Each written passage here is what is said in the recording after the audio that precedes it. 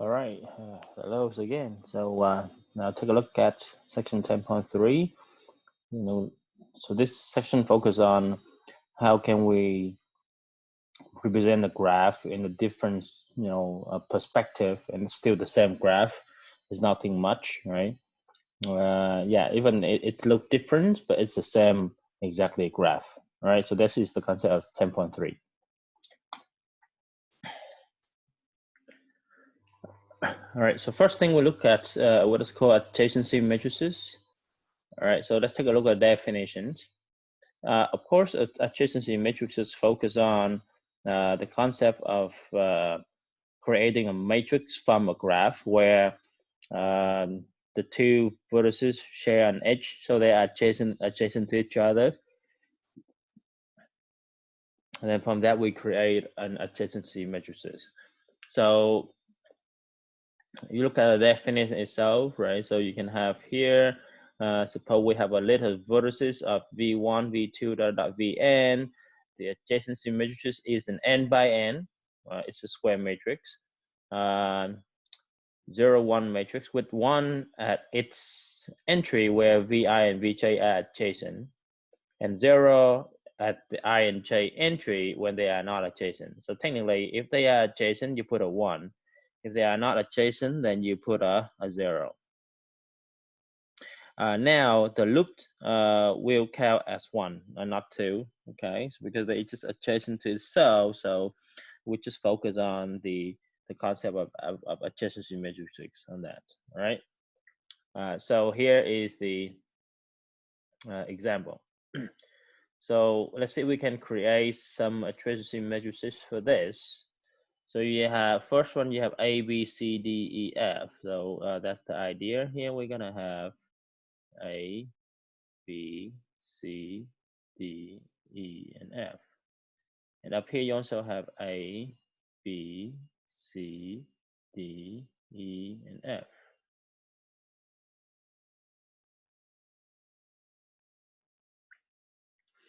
All right, so now you look at the concept here, A and A, right? So A does not adjacent to A, so we put a 0. A adjacent to B, so you put a 1. A does not adjacent to C, so you put a 0. A does not adjacent to D, so you put a 0. Okay, there's a 1 here, there's 0 there, there's a 0 there. And E, A is not adjacent to E, so you put a 0. And A, the adjacent to F, so you put a 1. Same thing with B. So B is adjacent to A, so you put a 1. B is not adjacent to B, so put a 0. B is not adjacent to C, you put a 0. And B is adjacent to D, so you put a 1. And B adjacent to E, so you put a 1. And B is not adjacent to F, put a 0. And then you just, go through the same procedure again. So C will be 0 here, 0 there, 0 there, and then a 1 here, and then the 0 here, and a 1 there. D would be a 0 here, a 1 there, a 1 there, a 0, a 1 here, and a 0 there.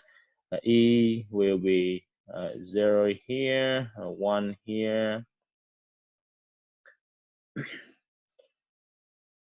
and then 0 here, and then a 1 here, and then 0 there, and then a 1 there. F would be a 1, 0, a 1, 0, a 1, and a 0. Right? So that's the adjacency matrices of the first graph. And if you look at the second graph, you have A, B, C, D. Right? So you have A, B, C, and D. Over here, something A, B, C, and D. All right. So A is looping itself, so it's a 1. A is not a neighbor of B, so it's a 0. A is a neighbor of C, and you see how many times A connected to C. So this is 1, this is 2. So A connected to C 2 times, so you get a 2 here. And A connects to D 1 time, so you put a 1 there. Okay. And then moving on to B, B does not connect to A, so you get a 0 here. And then B connect to itself, you put a 1 there, and B connect to C 1 time, you put a 1, and B connects to D 2 times, so you put a 2. And then C connect to A, yeah, C connect to A how many times? 2 times. And then C connects to B 1 time, and then C connect to itself 1 time, and then C does not connect to D, and D connects to A 1 time, D connect to B 2 times, D does not connect to C, and then D connect to itself 1 time. That's a loop. So you can see that is the adjacency matrices of graph involve the loop. Of course, when you have a directed graph, you can also create an adjacency matrices too, but then be watch out for the direction as where it's actually traveling, right? Okay, so those two examples, and you can see right there. So here is the example of this. So same thing, we have A, B, C, D, and then A, B, C, D. All right, let's try to create a adjacency matrices from this if you can. So A does not connect to A, so it's a 0. Now A does go to B, so it's a 1. A does not go to C, so it's a 0. And A does not go to D, so it's 0. Remember, A doesn't travel to D, only D travel to A. So B does not travel to A, so it's a 0. And B does travel to itself, so it's a 1. And B did go to C 1 time, so it's a 1. And B did not travel to D, so it's a 0. And C did not travel to A, so it's 0. C actually traveled to B, so it's 1. C also traveled to itself, so it's 1. And C actually traveled to D, so it's 1. And then D does travel to A, so it's 1. And D does travel to B, no, it does not, so it's 0. D does not travel to C, so it's 0. And D does not travel to itself, so it's 0. So that's the idea of the uh, uh, adjacency matrices for the direct order. And you might ask, so how do we know whether it's direct or indirect, right? So when you take a look at this one, so when you look at the relationship, right? So here, right, A and D. So A is a neighbor of D, and then D will also a neighbor of A, right? Can you see that connection? So that's how you know that they are neighbor, and that's how kind of think to see whether they are directed or not. You can see here A is the neighbor of C 2 times, then C will be the neighbor of A 2 times. So they kind of creating a symmetric, if that's the case, if they are a neighbor of each other in an undirected graph, right? So that's the concept. You can see here, B is the neighbor of D 2 times, then D also a neighbor of B 2 times. So that's undirected. Okay, so normally they will create a symmetrical adjacency matrices. Make sense on that? All right. And now, if you take a look at the directed graph, right? A and D, they are not connected, but D and A, they are connected, meaning that it is the indication that it's directed graph. Yeah, so A cannot go to D, but D does go to A. So yeah, it's an indication that it is a directed graph based on the adjacency matrices. All right, make sense? Okay. Now another thing we focus on here is incident matrix. So yeah, so adjacency matrix focus on the number of vertices to see whether they are adjacent to each other.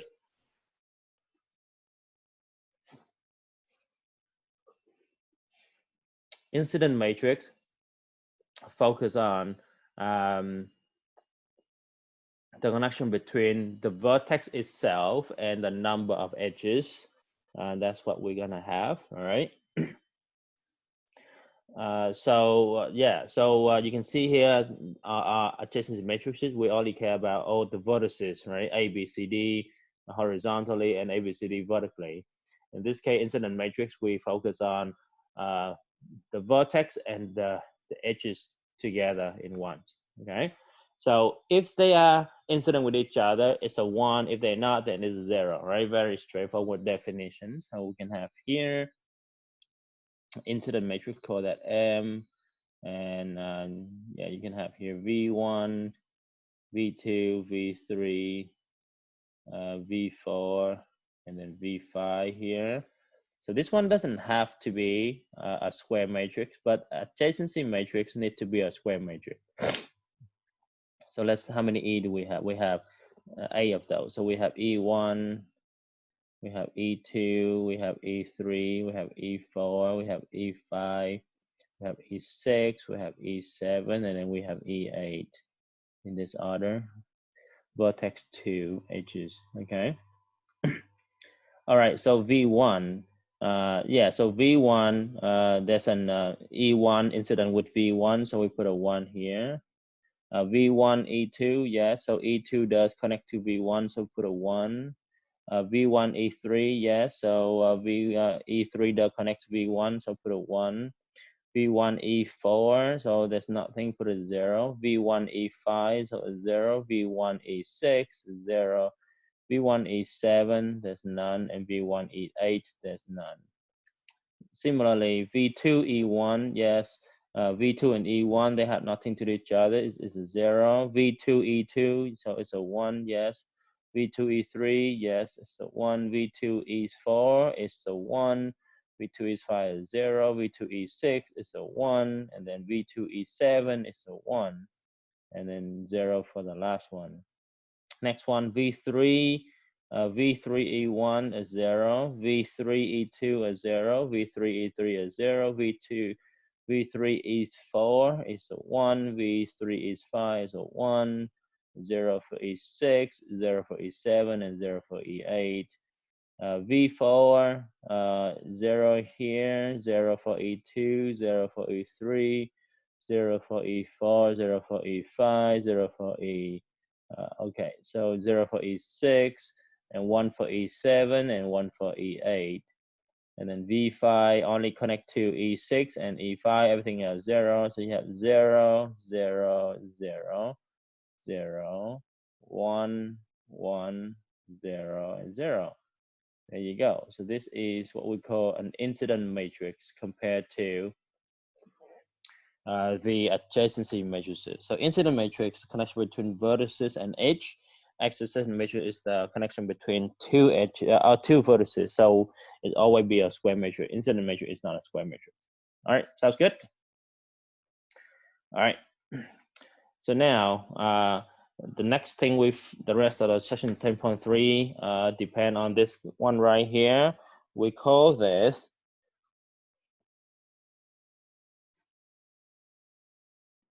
onto function.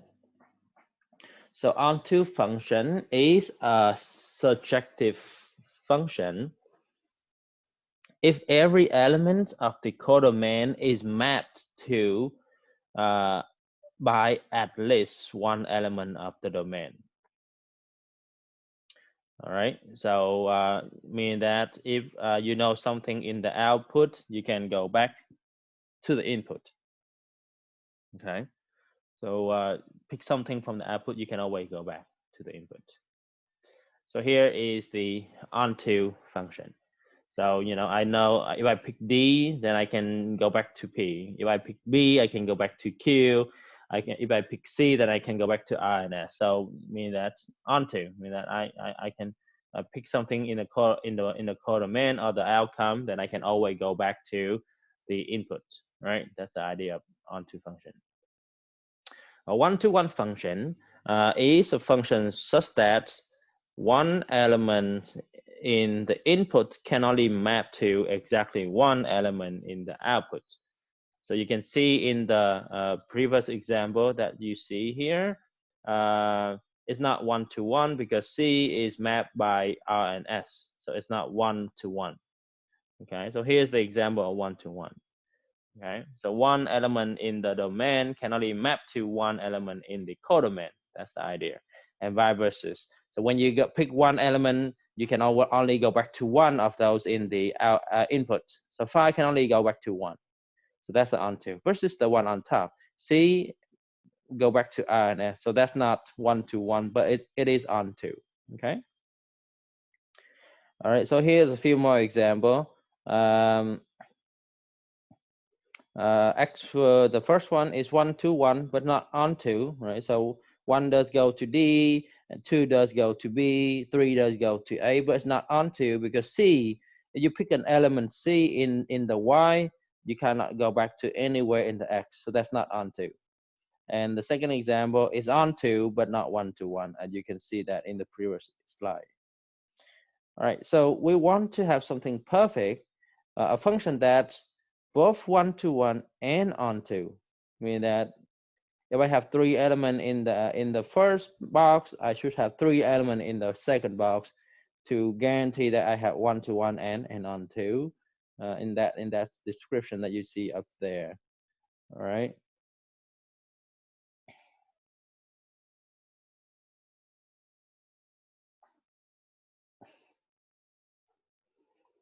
All right, so why is that important? So, well, because the next thing in here is what we call isomorphism of graph. The isomorphism of graph needs onto and one to one. All right, I mean that you can, there will be one element in the first set can only map to one element in the second set, and then you decide to go back, there's only one option for that set to go back to the first one. All right, so the symbol graph, uh,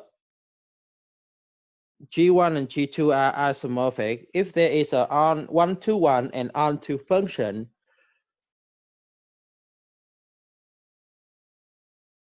from V1 to V2 with the property that A and B are adjacent in G1 if and only if f of A and f of B are adjacent in G2 for all A, B, and V1. What does that mean? It means that if the inputs are connected, then their output also be connected. That's the idea of isomorphism. Right? Because we not try to make a different graph. It's the same graph, but it just appeared differently. So that's why we require that.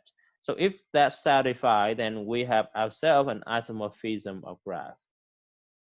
So two simple graphs are not isomorphic, are called non-isomorphic. All right. So yeah, you can see two graphs that appear completely like doesn't look like each other at all, but actually the same graph. If we can show that, then we call it isomorphism or isomorphic, right? The first graph is isomorphic to the second graph. And what is the important condition is that need to be one to one and on to function. So it's a function, okay? And if A and B are adjacent in G1, then f of A and f of B also be adjacent in T2 and vice versa, okay? So don't just say, okay, A1 go to B. No, don't say that. You're gonna do as a function definition because it is a function.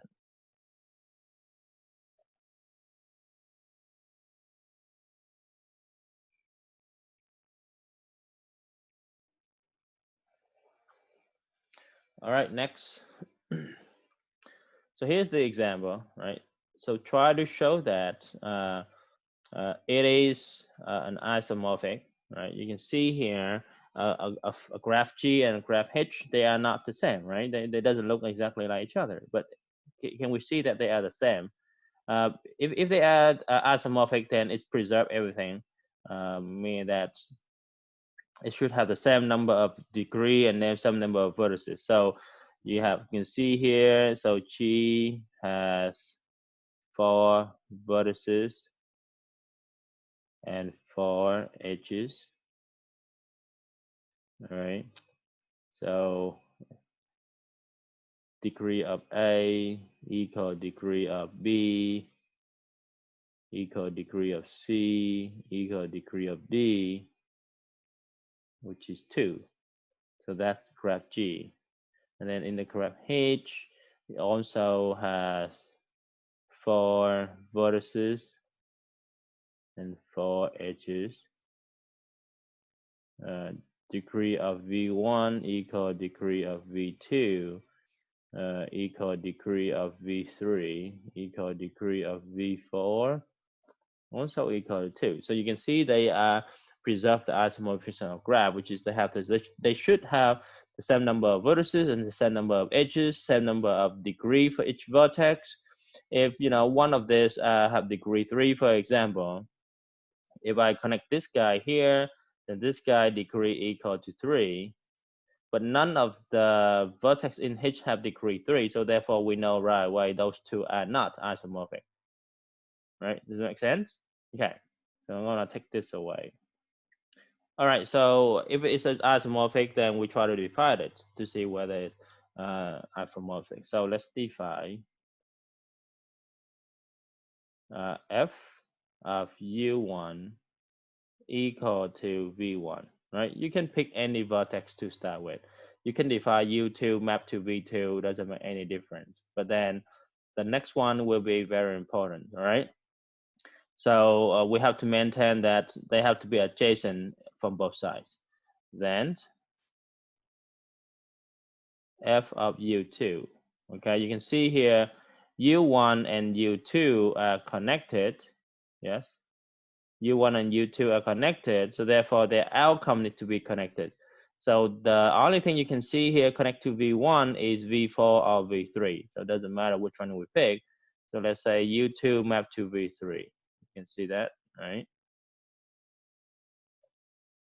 You can pick v3 or v4. It doesn't make any difference because they both connect to v1.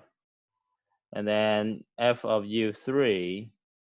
Now you can see u3 connect to v1. So u3 connect to v1 u1. So u3 connect to u1, then the outcome better be connect to v1. So in this case, only the thing that connect to v1 is v4. And u2 and u3 are not connected. Well, let's check v3 and v4. So v3 and v4 are not connected, so we're good. And the last one, f of u4, we have no choice. I'm gonna map to v2. All right, let's check. u3 and u4 are connected. v4 and v2 are connected, so that's good. u1 and u4 are not connected. v1 and v2 are not connected. Okay, so u2 and u4 are connected. v3 and v2 are also connected. Okay, so everything's good, right? So so this satisfy. So this map satisfy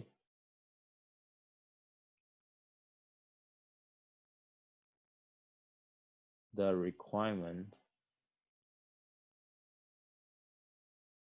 of isomorphism.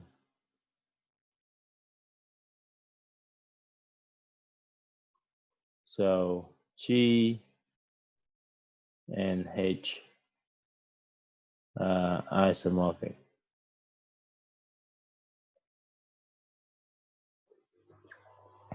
Okay. So yeah, so U1 does not equal to V1, remember, but F of U1 equal to F of V1. So you make sure you show that on the exam when you do it, okay? All right, so that's how we do it. So it is very difficult to determine whether two simple graphs are isomorphic or not using brute force because there will be n factorial possibility for 1-to-1. So we have a better one. So one option is that can we try to disprove that they are not isomorphic? Okay, if you can, because all you do is throw out one counter example and that's it. And how do we use counter example? You can use a number of degree for each edge, number of vertices, number of edges, things like that, right? And so those are, as I said, isomorphism means that they need to be the same no matter what, right? And in worst case scenario, we just have to divide it to see whether it works or not. If you cannot find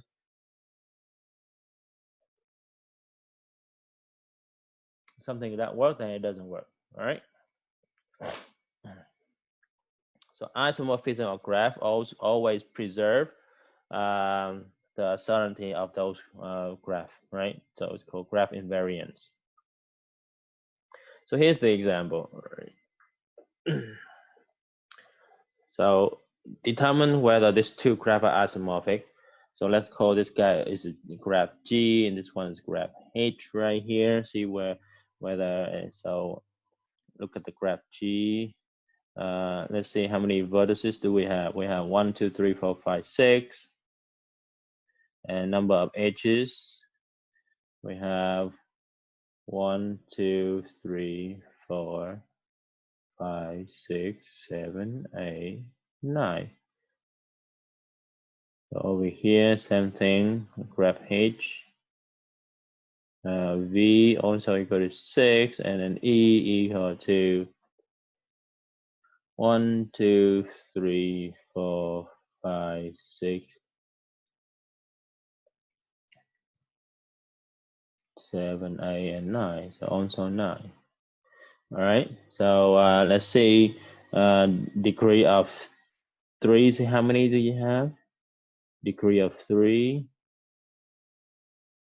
equal to degree 3 here, degree 3 here, degree 3 here, degree 3 here, degree 3 here, degree here. Yeah, 1, 2, 3, 4, 5, 6. We have 6 of degree 3. Over here you get degree 3, degree 3, degree 3, degree 3, 1, 2, 3. So also degree of 3. Also equal to 6. All right, so there's a chance that they are isomorphic because you can see here nothing kind of go dramatically wrong for these two. All right, so let's see if we can try to prove that it's isomorphic. So yeah, all right, let's define a map. So let's define the mapping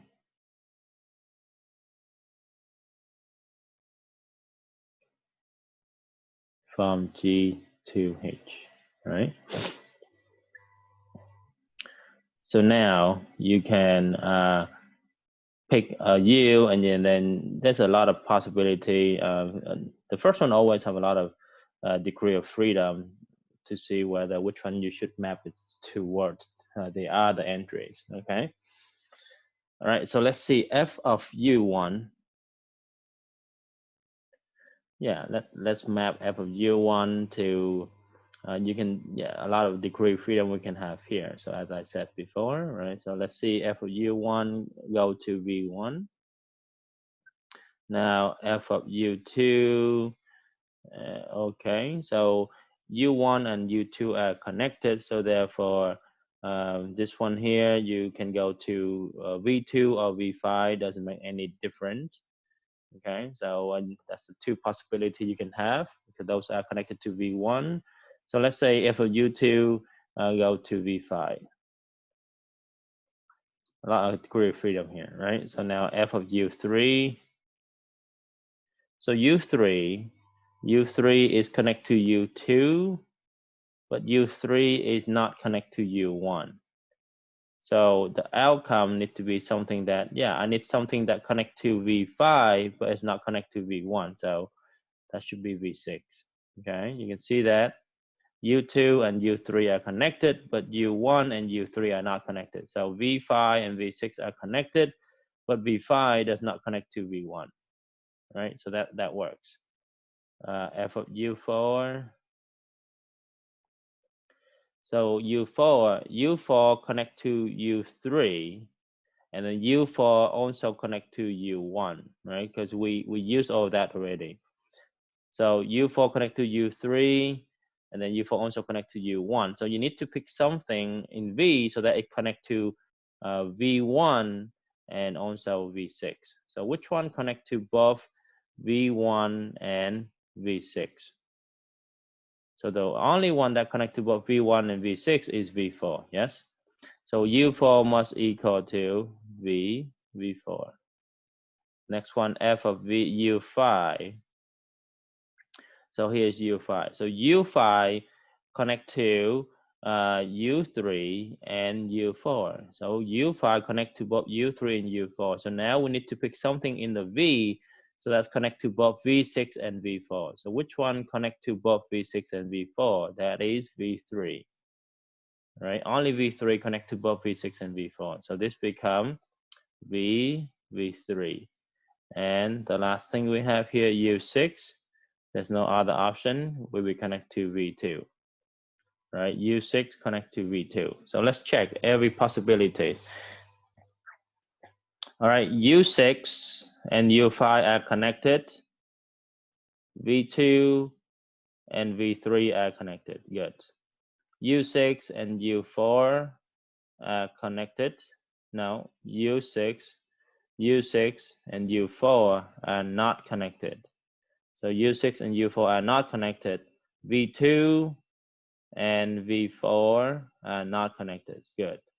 And then U6 and U3 are not connected. And then V2 and V6 are not connected. True. U6 and U2 are connected.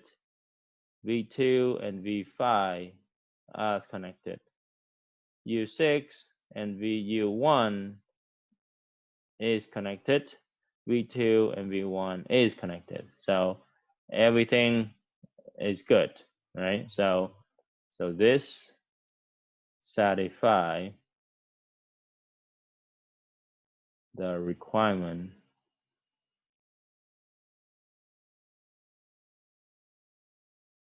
of isomorphism.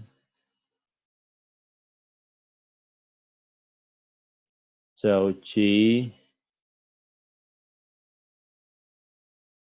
and H are isomorphic.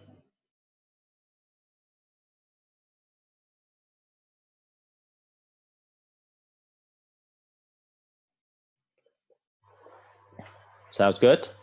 All right. So yeah, that's the idea. So you need to check all the possibility to see whether it works or not. All right. You can see here. Let's say U5 and U2 are not connected.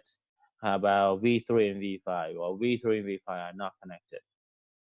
So if U2 and U5 are not connected, but then V3 and V5 are connected, then there's some contradiction going on here. Okay.